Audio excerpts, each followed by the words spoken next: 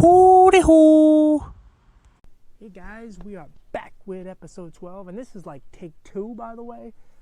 I swore I got so deep into this, and then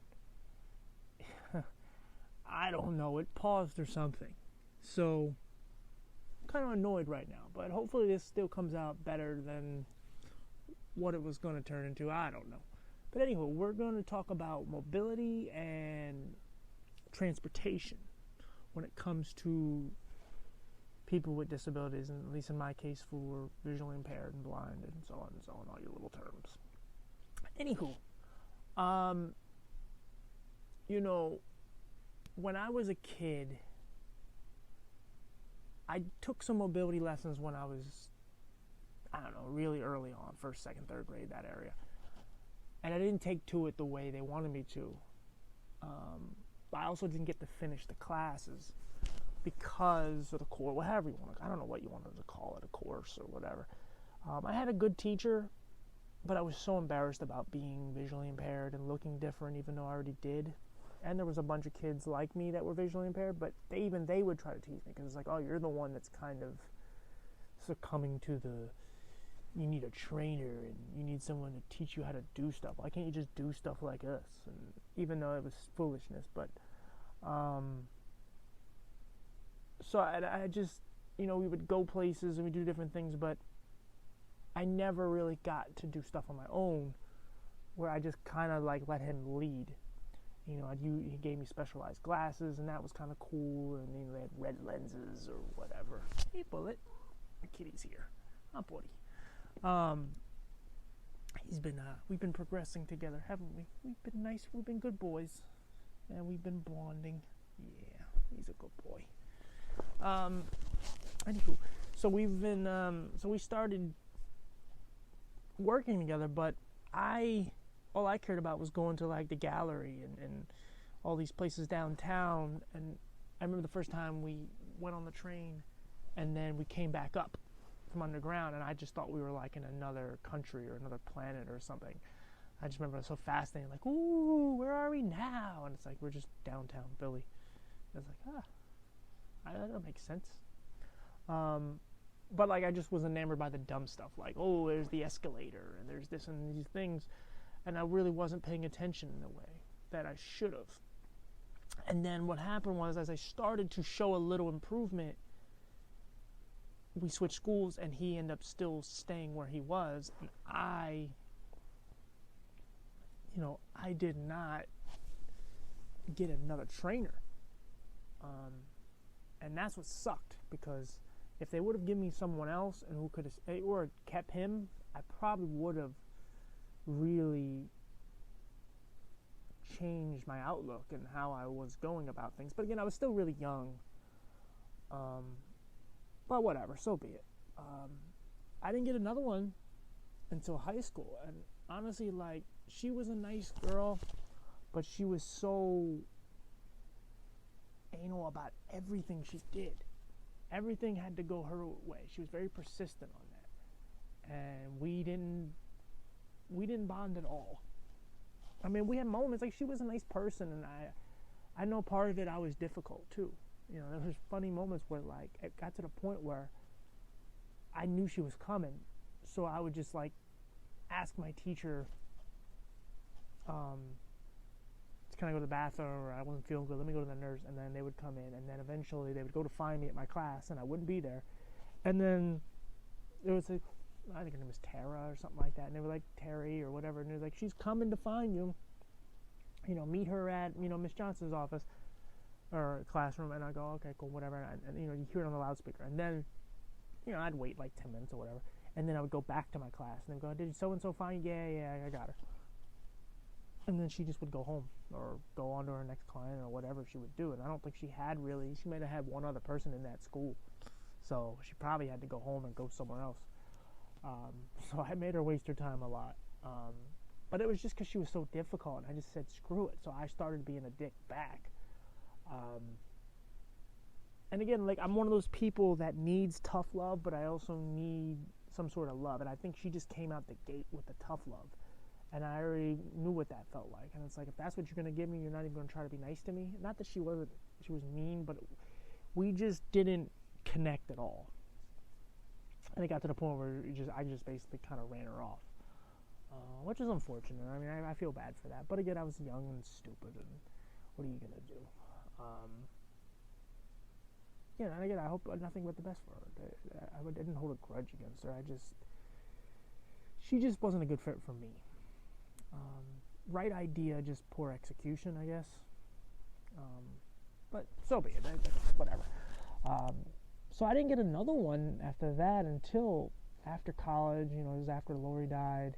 I'm in my heyday of my depression, deep into that, and I was just feeling the pressure. I couldn't find. I was trying to find jobs, and no one.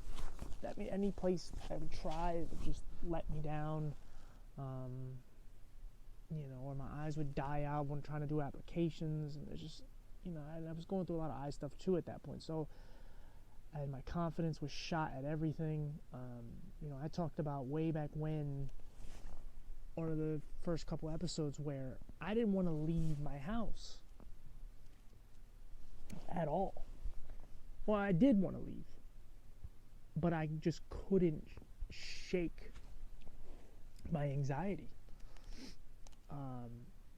So maybe the furthest I would go is a couple blocks. I remember going around the block, doing the whole circle. There's like a church there, and and just go through the alleyway, or you make the complete square or whatever, and that felt good. And then go out back and went to a basketball court and so on. But I didn't really know how to just get off my steps. I remember sometimes I would get up from the steps. There was 2 sets of steps. There would be like 5 steps, and then there's the landing area from there, and you got your little, it's Philadelphia, so it's a lot of row homes. You got your little grass area with a railing there, and then your little walkway, and then there's 4 more steps, and then you go up, and then your door's there, and then on the other side, right across from it, is the other door, the other side, but the steps are attached. And so when I'd be down at that second bottom lower steps, closer down towards the curb, I would sometimes get up and kind of walk a little bit, and then I would kind of walk a couple feet, and then I'd just sit back down. I felt so trapped in my own head, and I felt imprisoned. And I didn't know how to take advantage of my energy and my persistence of wanting to just get up and do something. And my mom was working, and my mom didn't have time to go do stuff with me. I didn't do anything. So I don't remember the exact. We both kind of pushed the idea of I needed to get more independent. I stopped going to college, and it was okay, you got to do something here. All I would do was stay in my room and just play video games and cry and just play, cuddle with Diva. I didn't have anything. So they gave me, I got to a hold of the National Federation for the Blind, and they gave me they have all these different programs, kind of like what Paul talked about, what he went through in Pittsburgh, but they come to your house here. And so they gave me someone who could help me cook and clean, and then someone who will help me get around out in the world. It's all about making me more independent. Well, the first person that came was a girl. She was terrible, just really bitchy, and we didn't bond at all. Another one, weirdly enough, she was very just, nope, doing it my way, I don't care what you say. And that doesn't mesh with me. I'm fine. I've always said, I'll bend, but I won't break. So give me some leeway here. Give me some comfortability so I know that you really give a shit. Because if you're just making it all about you, and, you can't see it from my point of view, and then you don't let me have any say at all, then I'm probably going to fall back and just push you out. And so I told him to give me another one. So they did. And he was really cool. But then he just stopped coming. He came once or twice, and he started showing me how to use the form and grill and the sweep, and I started doing some of these things, and then he stopped coming. And that's like a theme in my life, is people just disappearing and not coming back. And eventually he apologized, and he did come back, and he came once or twice and then disappeared again. And then at some point, I guess I was on hold or a waiting period for this guy named Dan. I don't know his last name. This older guy, gray hair, but he walked marathons, and he was kind of like a badass. He was a good dude, honestly. He was kind of a dick sometimes, but it was kind of what I needed. He pushed me in the right areas, but he understood where I was coming from sometimes. And when I did good, he really made me feel like I did good. So I got him, and I was already on the fence because I got the last couple people I got from there, and they were kind of they were losing my paperwork, and they were making me start over multiple times. Blind and visual services, that is. And every person they gave me, like, I'd get somebody and they were decent, and then somebody retired out of nowhere, and then it's like, oh, okay, now we need to get you a new caseworker. Then I get a new one, and they got fired. And then I got a new one, and it was like, okay, now we're going to push for you. And so finally I got this one guy, Mr. Dan, and he was great. And he sat down with me. He talked to my mom too, but she kind of just walked away and let him help me. And so he just said, I want you to, the first day he just came, sat down. He's like, let's just go walk around a little bit. Let me see how you walk. And I was very insecure about it because, I was now maybe early 20s. And I'm still embarrassed about being visually impaired. And I don't want to look different in front of people. So I'm trying to do my cool little walk. And it's not, and he's just like, just slow down. Let's see where we're going here. And so, he's like, we're going to do a lot of exercise, but we need a lot of work here. Show me where you walk. And, I think maybe at the first I went was the 7-Eleven. And I kind of walked fast, and I kind of just went, there was no cars. I just knew there was no cars, so I would just walk across the street without really looking. I would just go, okay, boom, let's go. And he saw the mistakes I was making. And so then when we got back to the house, he kind of pointed them all out, and then he wanted my homework was to write down a bunch of places that I wanted to go visit. So then I wrote down different places, and we started with the small. He said, let's start small first. So, okay. So I'd like to go to Roosevelt Mall. Now, I lived on a street called Englewood, but there's a major highway there, Roosevelt Boulevard, which leads to Roosevelt Mall. But this major street that was right off towards my house was Cotman and Roland. So he said, okay, let's first do some practicing, and we're going to cross the street. But what I want you to do is, it's a semi-decent sized little street there, so you can, a couple, I don't know, maybe 3 cars can go through, so it's not, you could easily get hit, and it's Philly, people love the speed, and so on, broad daylight, darkness, it doesn't matter. Anywho, so he said, I'm going to put a blindfold on you, and I was like, what? He said, yep, and I want you to hold my hand. And I said, well, okay. And say you're in your 20s, you're a male, you're a straight male who's trying to not look like, oh, I gotta hold a guy's hand. And it's not even just like, oh, like the gay thing. It's part of that, but it's also the, I'm too manly for this shit. Like, well, I don't need to do this. And I did, but so the idea was, put the blindfold over you, hold on to my arm, and when you hear the traffic slow down on your left side or whatever side the opposite side of you where the cars will be coming, for going straight, listen on your, and the street I'm trying to get to, and the cars going the opposite way is in front of me. I got to know when they slow down, and then the cars on the right or left, depending on what side of the street I'm on, when they slowly start moving, that's when I tell him to go, and I walk him across the street without seeing at all.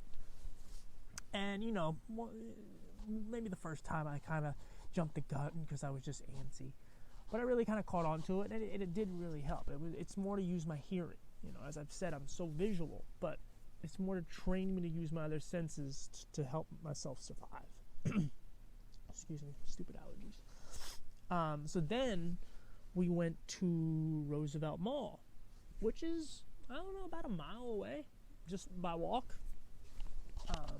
And so we started doing it, and, the big test was to cross the street, because the Roosevelt Boulevard is actually on the opposite side of where I start off at.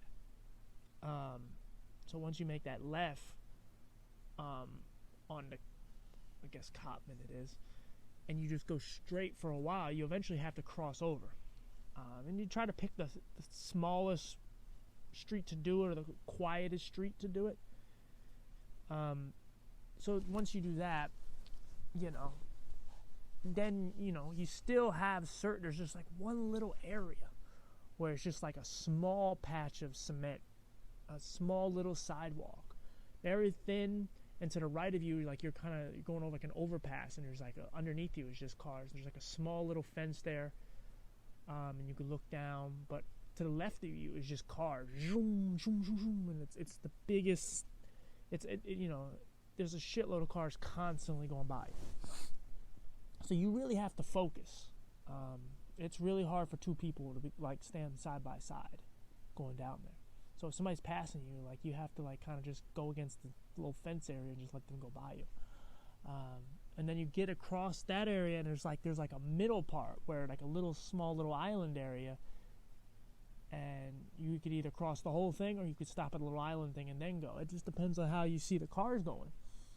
And if someone turns and all that crap. And then there's the McDonald's, and then you go down a little further, and then the mall's there. So we got there pretty successful, and I was so joyous when I came back. I was like, man, I did something. I really wanted to always just go there without my mom. And so I did that, and he left, and he said, we're going to go to another place. I want to go to the zoo and the art museum and all that. But as soon as he left, something in me, this jolt, I was like, all right, I'm going to go back and I'm going to go do it. And I was like, where are you going? I'm like, I'm going to go to the mall. So what are you talking about? I'm like, I'm going to the mall. I'm going to go do what he just showed me. And I did. And I think I might have went and bought something like a drink or a smoothie or something at McDonald's, and then came back. Those healthy smoothies at McDonald's. But I felt so good. I was like, all right. I felt like I accomplished something. And, again, I'm still struggling with the idea of trying to be visually impaired and do things. I want to try to do things how sighted people do it. But every time people show me things, it's like, no, we got to do it how it works for your eyes. And my fight back, my pushback is like, oh, well, how do you know what my eyes were like? Even though they weren't wrong or right at the same. They're both. They don't know what my eyes are like, but they also were really trying to acclimate it to my lifestyle and what I could actually do. So we really started going further.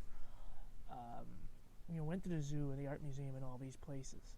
And he kind of gave me my freedom, eventually kind of stopped talking as much. He would have this little ticket thing that when we get on buses, because he showed me how to get to therapy, which I used all the time. When I was going to therapy, we went one time, and I picked it up, taking 2 buses, and boom, and just getting there and having the confidence.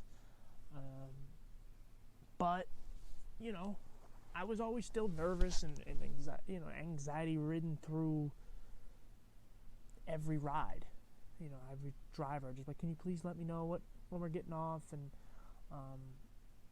but yeah, like I said, he had this ticket where he would where we would go so we didn't have to pay, and he would show them, and they kind of always didn't really know what it was. Maybe 1 or 2 would, because there's so many drivers in Philly. And the routes would get changed for them, and so you would always get somebody new for the most part. And they would just go, okay, here you go, boom, But so then he started making me do it, and that was kind of the beginning of, hey TJ, your turn. Now I'm not going to say much. We're going to do this. And I think the only time I really had trouble was the train stuff, when we started using the train and all that. But I did really well, honestly. I started really moving, and I think maybe I gave up on it too quick. I got a little too confident.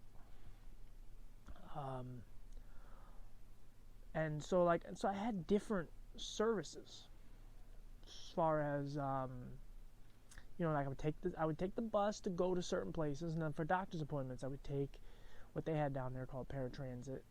And then there's we have a program down here called STEP, where these like bus services, and you pay a certain fee, like $4, $5, and they take you to your doctor's appointment and work and stuff like that. But part of the problem with a lot of these services is that these things do cost money. Now the bus is the most feasible, but the problem with the bus is you don't always get the best drivers. I've noticed where I live now, the drivers are better, but I have a story that some people definitely know. I'm gonna say his name. His name's Dave, and I don't know his last name, so whatever. But I'd get on the bus, and the first time I gave him my slip. Because he was the second bus. So I gave my transfer. And he would just go, it's over there. And sometimes we really having really bad eye days in the morning. Just, whatever. And so one day he just took it from me and finally just said, well, fine. And he ripped it. And I sat down. And so, sometimes I would get different, because he would only be the driver for a couple days of the week, like maybe Wednesday, Thursday, Friday. And so a different driver, Monday and Tuesday, would be completely fine. He was awesome. And he would drop me off where I needed to be dropped off at. So, and just for reference, when I want to get off from work, I actually have to get across the street. Otherwise, I have to wait another 8 minutes to where he circles back around. But I actually started work earlier than a few of the people that were on the bus that went to the same job. So I'd like to get off across the street. Well, when he would do it, he intentionally would go all the way to the end of the block, so I'd actually have to walk a lot further. And I asked him why he wouldn't do it. Other people do it, and he just says, because I don't want to. And because he doesn't have to. And so, we never really bonded. He just kind of was an asshole every time. And I remember the second time I had given him my transfer, he said, he said, no, you can find it. I saw how you crossed the street. If you can cross the street, you can find that slot to put that transfer in. I'm like, well, where is it? And he's like, it's over here. And when he's saying it, he's saying it in an aggressive way. So anyway, that. And so eventually I kind of got used to it, and I eventually found the slide and just started doing it. And we got to a point where, you build a rapport with people, and you know them, and you know where they're getting off. And, I could never really see that wire that you yank down to stop the bus. Could I find it? Sure. But I always would just kind of say, hey, can you just let me off here, blah, blah, and whatever. He wouldn't really say much, and I would still try to be cordial. Hey, have a nice day. And he'd say, see ya.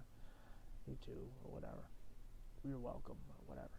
And so then I get off the bus, so then we're getting close to the turn, which goes to my job. And you go down, I don't know how many feet, but you get down to it.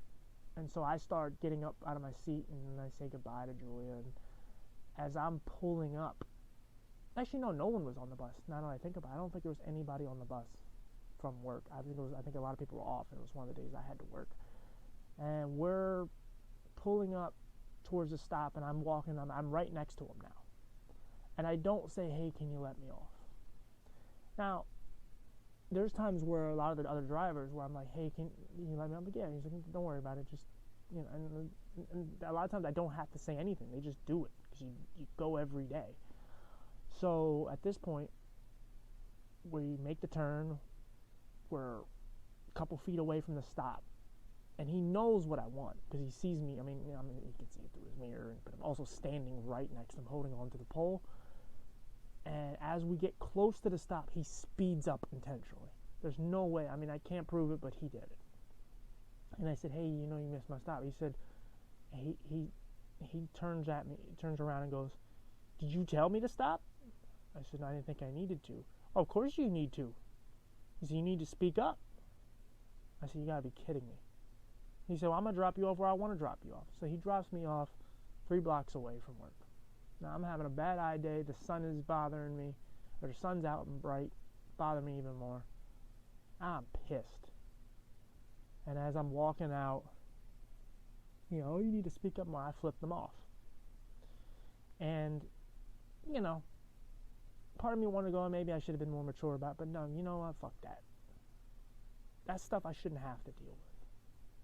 Now, no, not all drivers are like that.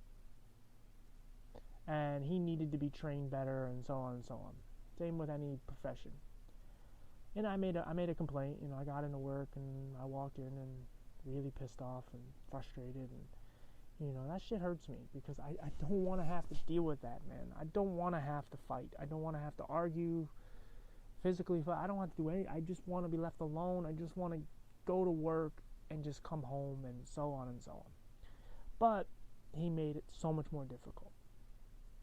And it scarred me from using the bus again. And I made a complaint to their management. They said, well, it should be on camera and so on. And they said, we'll get back to you. Never did. I called them and they said there's nothing they can do. And they just let him get away with it. And he did it to other people. And they reported it, and he got away with it again and again. So I say the bus is the most feasible way. And I had a lot of bad experiences in Philly where just people would just go, okay, well, you didn't pull the string at the right time, but I said, can you drop me off at this street? And they go, yeah. And then they would drop you off the wrong place, and they would go, well, it's back that way somewhere. And now I have to try to find my way with crappy eyes, terrible anxiety, and really not knowing really where I am, and just kind of winging it. And finally, I pulled through or used my GPS or whatever. And it sucks, and there's the van services where it's like, okay, you could pay $4 a month each way every day. That's $8 a day. 8 times 5 is 40. 40 times 4, 160 a month. That's a lot of money.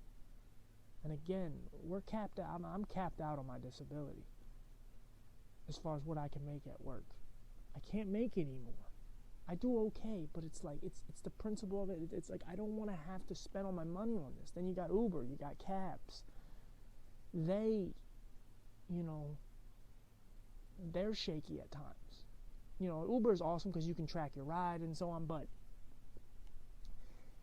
again, it's expensive, man.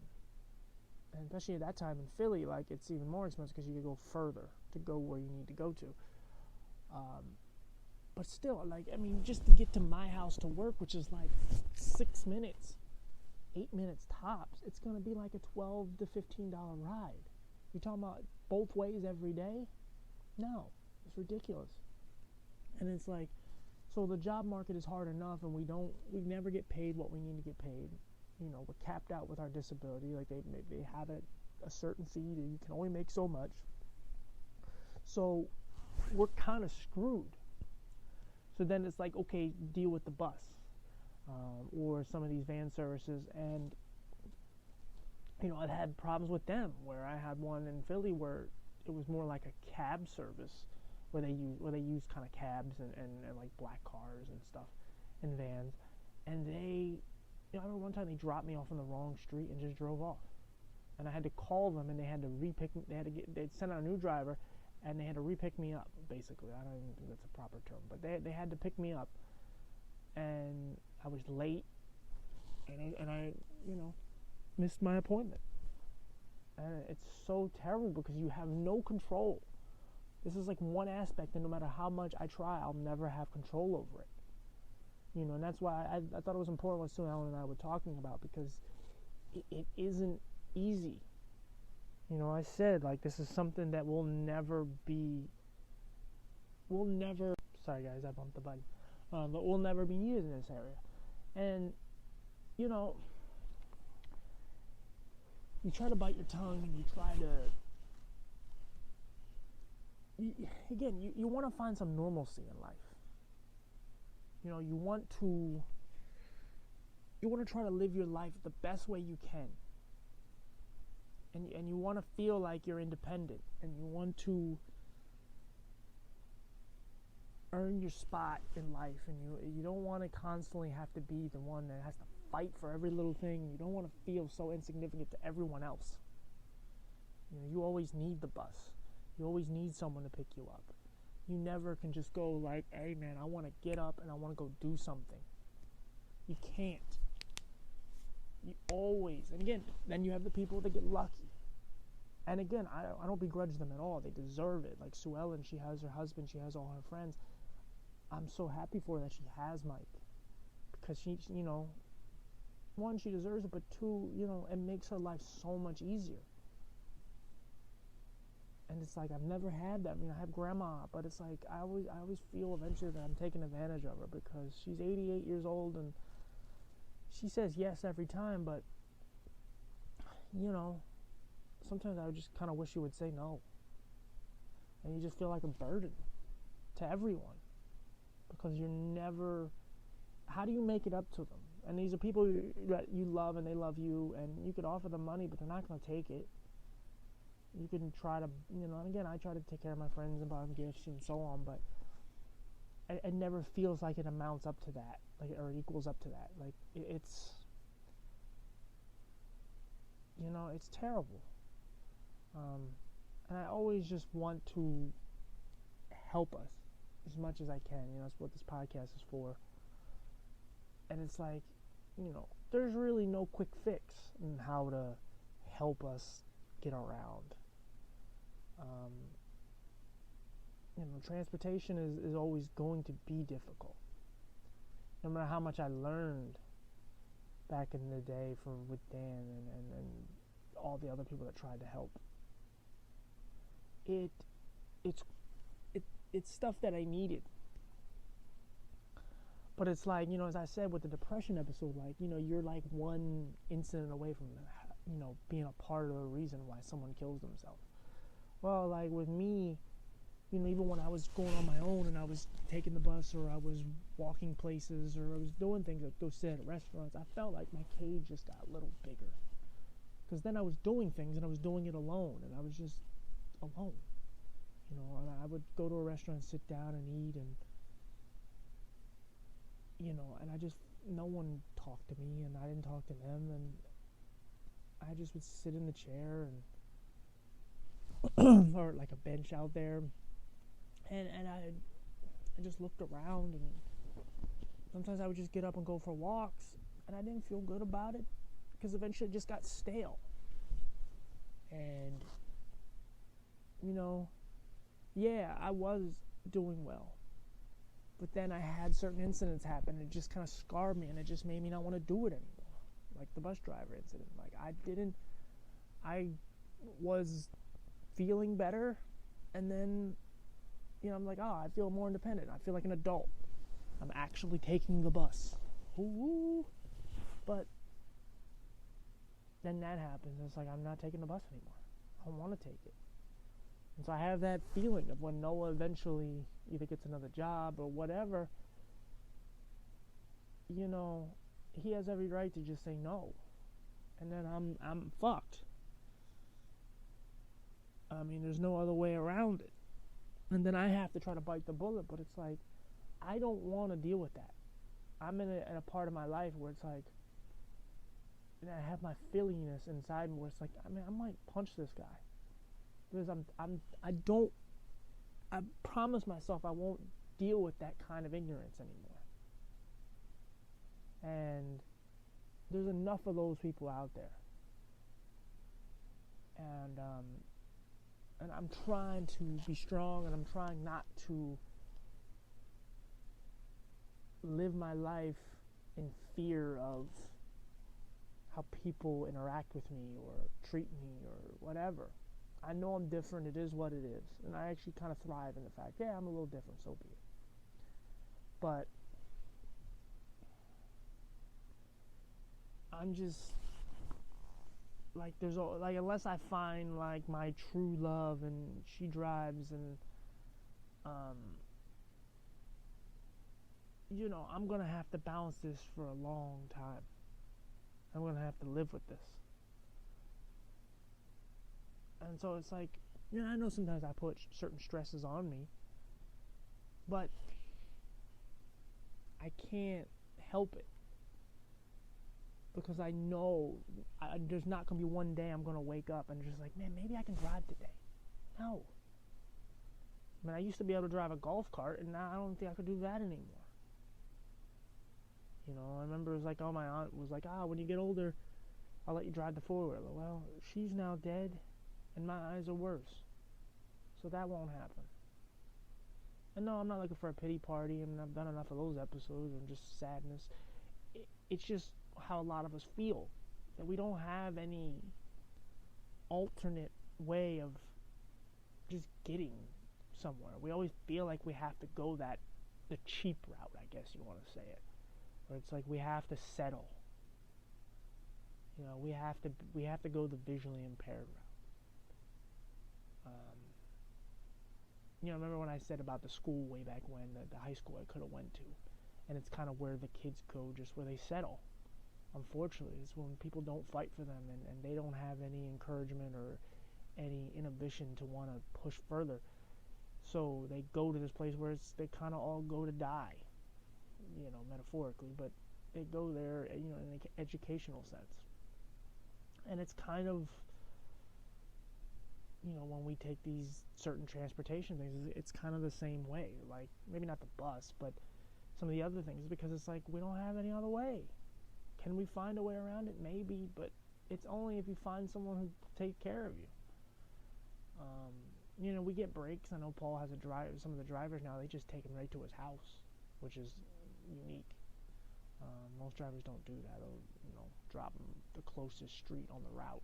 But, some people get lucky. And that's great. It really is. And there are some good people out there trying to help us. But I think there should be some alternate way of transportation for us. And again, when I say this, I don't mean just for the visually impaired. I mean for anybody who has trouble getting around. You throw in elderly, you throw in people, disabled people who are like in wheelchairs or have trouble walking. You name it, and you can find a solution for those people. The problem is when they have, a lot of times, people who deal with us. I'm talking about just disabled people who look a little different, have something that shouts out, "Oh, look at that." It's always people who don't know how to deal with us. They don't have any familiarity when it comes to any kind of people with disabilities or anything. It's always somebody who's just like, I need a job. Well, you know what? That's not the people that need to deal with us. You need to be trained. You need to know how to deal with us. Because all the people that make the rules for us, and all the people that, whether it's creating jobs or transportation, they all do it from the point of view of people who can see or who can walk or can hear or whatever. It's never the people who actually are in those horrible positions, or it's never the people who have kids that are that have those disabilities. So that's what really convolutes the whole problem. But again, there is no amazing answer floating around in my head where it's like, you need to have that. I mean, because they have bits and pieces of what we could want, but there's nothing that changes it. There's nothing that gives us our true independence. Because you got things like Uber where it's like, man, I could just put it in the app, boom, they come, I get in there and I get in the car, but it's too expensive. $15 ride or whatever one time is cool, but every day, twice a day is not fun. You drain your bank account just getting to work. It's like now you got to try to find a way to make more money to make out what you're losing. So we're putting these, and we don't really have any way around it. We just don't. And I'm not doing this episode to try to shit on some of these people out here who are working and making a living. It's just the system's broken. it's not, and again, life is never going to be fair for anybody, but definitely someone like us. I know life will never be fair for me. I know that. But it's also, I am who I am because life hasn't been fair. I know, I try to, I don't make all of the best decisions in the world, but I try to fight for all the people who don't have a voice, and I don't even really know if I have a voice. And I know this platform is something.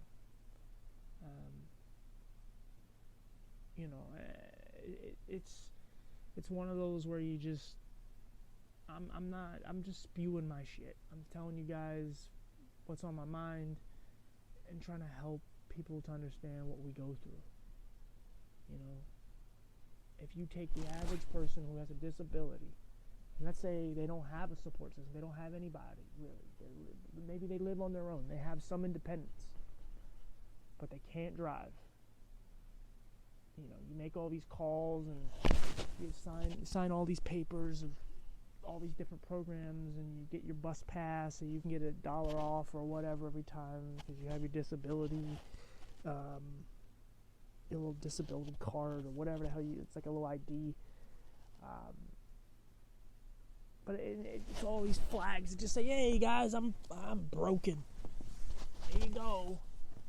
And again, maybe like I said, maybe there is no real fix. Maybe it's just I'm rambling, and all the people who feel like me should just shut up. I don't know. But I also, we say life isn't fair, but how can we make it fair? We always say these things. We have these sayings. It's like, life's not fair. Well, how about we try to find a way to make it fair? Because life is never going to be fair, even with transportation being fixed for us. But you know what? It's a start. It's something. And I think all we do is we stare at the news and our phones and all these things, social media, and it controls our lives. And we just go, what's Trump up to today or not up to today? Or what's this and this? And we have all these distractions, and it's like California is on fire. Why are we not dealing with it? Why are we not dealing with the bigger issue of the planet is dry and we need to deal with climate change? But we let everything get in the way, whether it's religion or whatever, and we don't address the major issues. So why don't we start with smaller issues? Okay, the major issue when it comes to someone like me, it's like, how do we cure his eyes? Well, if we can't just jump right to that, why don't we start with something like transportation? How do we make it better? Because I remember seeing a special needs woman who was in one of those van services, and I was at therapy, and I guess they had a special program for them too. They go up on the floor and they hang out with them, and they try to give them some kind of life and friendship and some independence in their own rights. And it was awesome, and I interacted with a lot of them, and they were really good people, and a lot of the good people that did work with them too. But some of those drivers would treat them like garbage. I remember one girl was sitting, she had her legs hanging out of the, it was one of those slide door for the vans with a sliding door, and she had her legs going on the side of the on the back of the chair, back of the seat, whatever you want to call it, and her legs were kind of dangling outside the doorway. And so the caregiver or whatever you want to call them, she said, "Get your fucking legs in there now." And she grabbed one leg really aggressively, and I was getting so pissed, but I didn't have the confidence. Now I'm just screw it. But so I went in and eventually told the lady at the front desk, and somebody went out, but they had already driven off. And it sucked. I waited too long. But I seen how they're treated. And then and again, of course, they're not all like that. But a lot of times they hire these type of people to deal with, whether it's special needs or blind, elderly. They get these people that don't give a shit. They just want a job. Well, you know what? We all want jobs. We all want to stay working.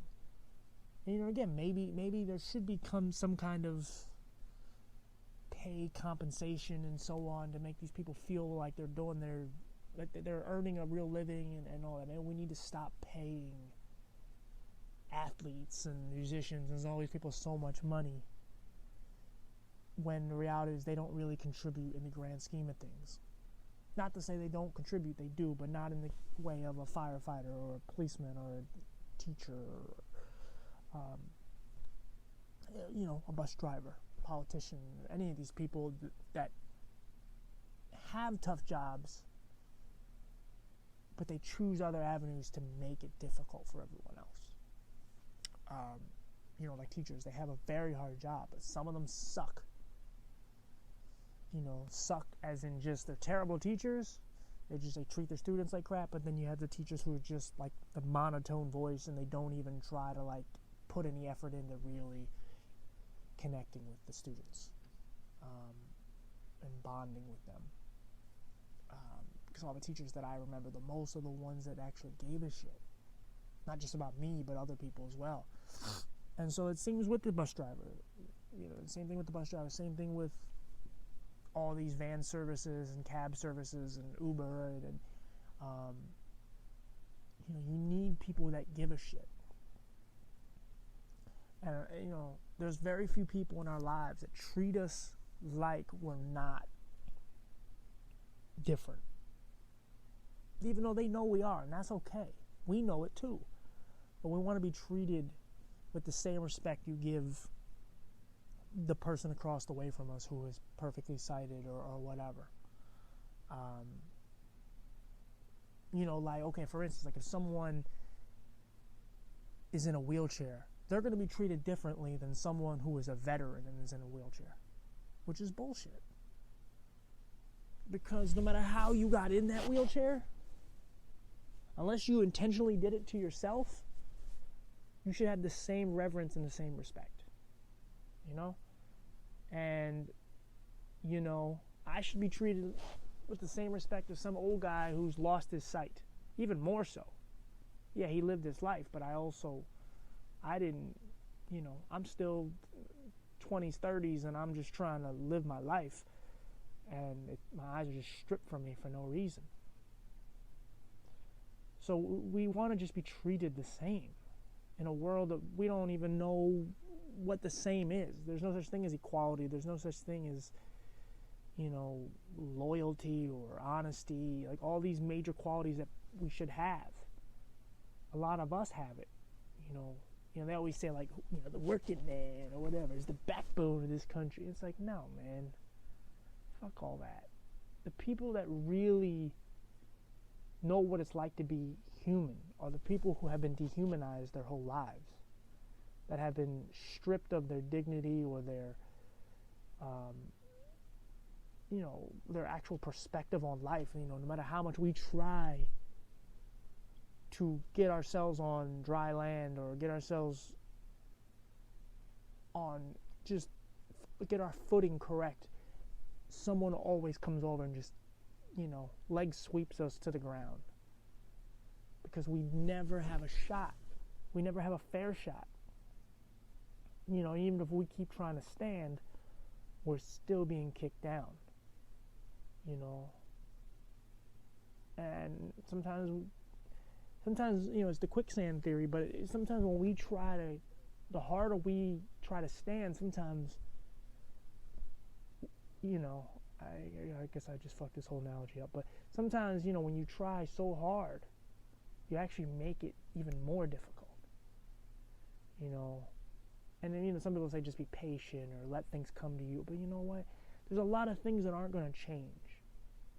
Yeah, you can write and you can yell and do a podcast but if you don't have enough people fighting alongside of you, one or two voices don't mean anything to anyone.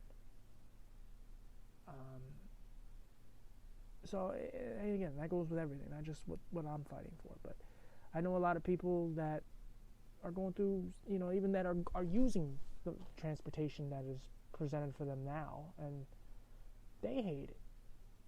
It's just they don't have a choice. I have Noah right now. I have Grandma. Well, Grandma's 88, and Noah's going to want another profession. And And it's like, so what do I do from there on out? You know? Because that also affects my job. Or affects, me from getting other jobs. A lot of jobs are out there for drivers and forklift drivers. Well, I can't do that. Yeah, there's ways around certain things, but the world doesn't want to help that. The world doesn't want to make changes for me. That costs money and time. So they rather someone who doesn't want to work as much, and this is a whole other episode, but they would rather someone else who just wants the job. So it goes along with the theme here, A lot of times people just get jobs because they want a job. It's like, well, you had other jobs. It's like a lot of times someone gets fired multiple times or quits multiple times. They have a track record, but it's like, nah, but they have all this employment. You have 1 or 2 jobs on your resume. This guy has 30. It's like, yeah, but he's only 40. Like, he has a job, like he's getting a new job every 2 years. And so that's why we get a lot of these crappy drivers and whatever profession you're pissed off about. And everybody wants to feel like they have a little power. I think it's part of what that bus driver was like. He just was like, well, he's not going to say nothing to me. I'm going to deprive him of his little stop there. He wants to stop there to say something. And it sucks, man. No one should have to go through that. And so yeah, guys, I'm sorry. I know I'm rambling. I really just kind of wanted to get this stuff out. Sue Ellen kind of triggered something for me. I don't know. I really want to get together with people and just try to figure out a better way for us to get around. Excuse me, get around. I think we've been starved of that for way too long. Nothing is changing. Yeah, technology and, there's different services, but it's never going to be for us. We have to find a way to change it. And,